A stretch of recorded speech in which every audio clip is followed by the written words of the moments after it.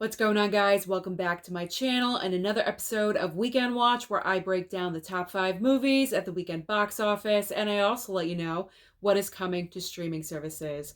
The MCU has reached a brand new low because the opening weekend for the Marvels is the lowest in MCU history. The previous film that held this title was The Incredible Hulk, with only a $55 million opening weekend. But the Marvels this past weekend only brought in $47 million. It couldn't even make 50. Now, worldwide, it is at 110 million. What is the problem? What is the issue? Where did we go wrong? Well, like I've been talking about repeatedly with Marvel and DC concerning superhero films, it's pretty much the same reasons over and over.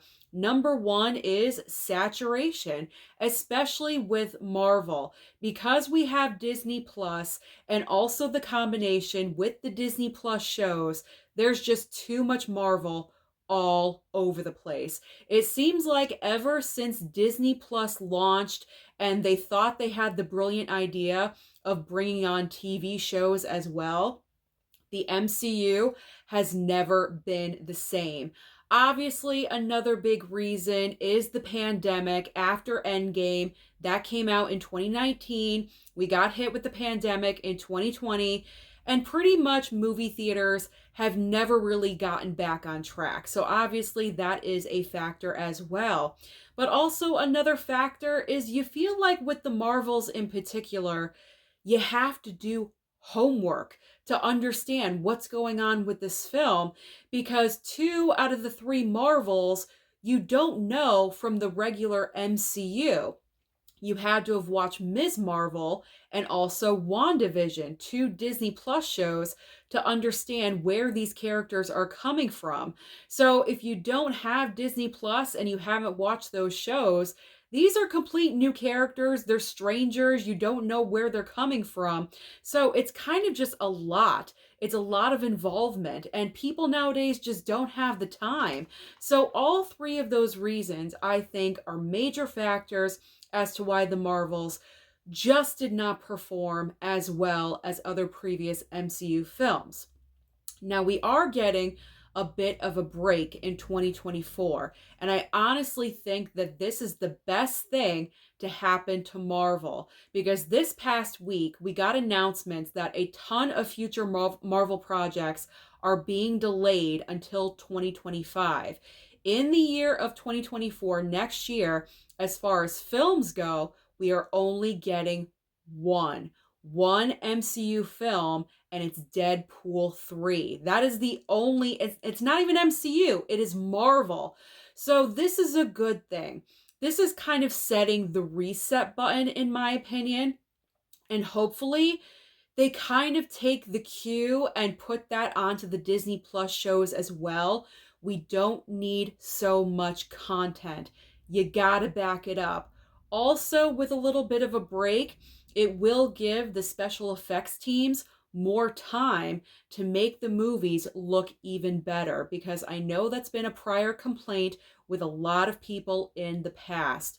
So we are getting Deadpool 3 in 2024 of next year, and that is it.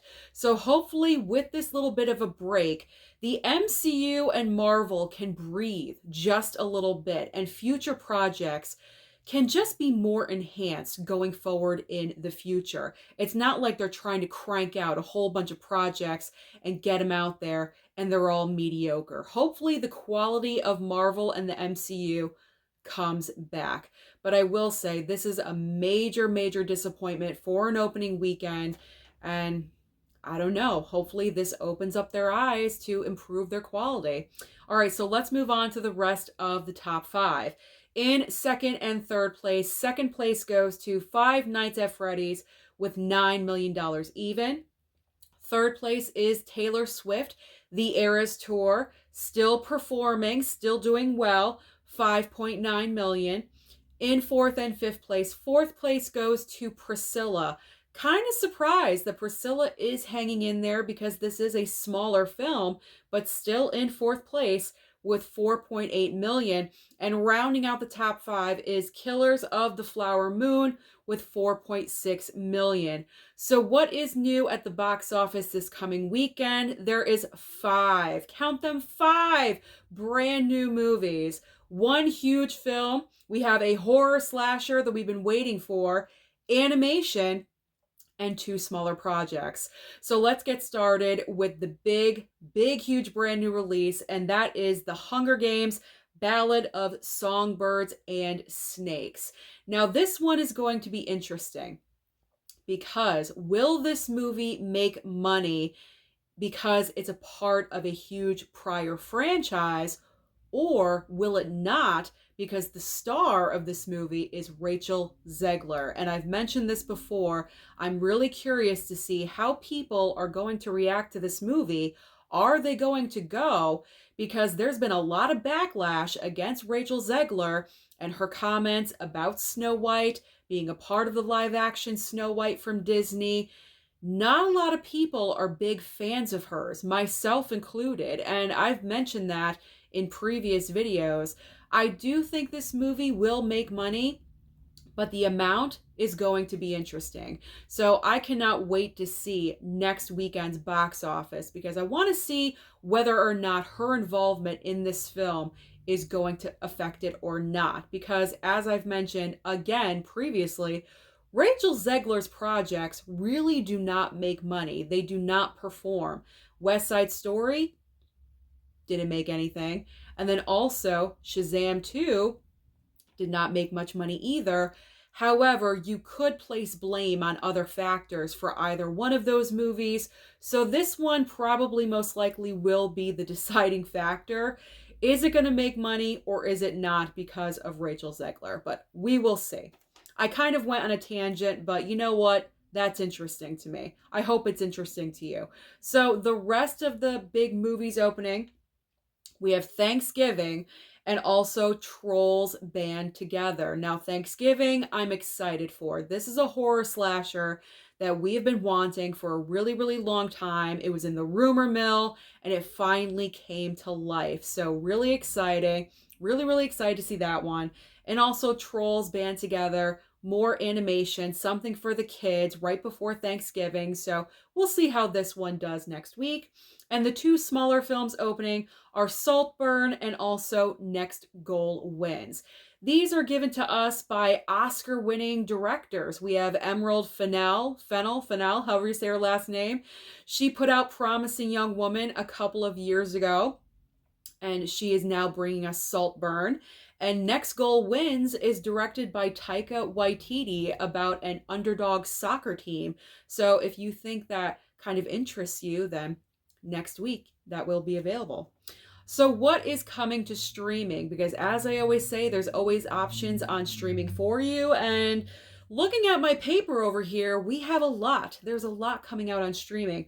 So over on Netflix, we have The Crown final season part 1. So part 1 is coming out, I believe, on Friday. And then part 2 is coming out in December, I think. I want to say December 22nd, but I can't remember the date exactly. There's also a brand new holiday film, because now is the time to get into the holiday movies. Best Christmas Ever. Max is debuting Blue Beetle on November 17th, which is Friday. Also, Julia Season 2. Hulu is adding Black Ice. That was that, I blanked out, that ice hockey documentary that I was kind of interested in. So if I find the time, I'm going to stream it on Hulu. And also we have A Murder at the End of the World. Disney Plus is debuting Dashing Through the Snow. Amazon Prime, I can't get my words right. Amazon Prime has a documentary, Maxine's Baby, the Tyler Perry story. So that could be interesting to some people out there. Peacock is dropping House of Kardashian. Now, I guess this is kind of like just a, I don't know, expose, inside information about the Kardashian family.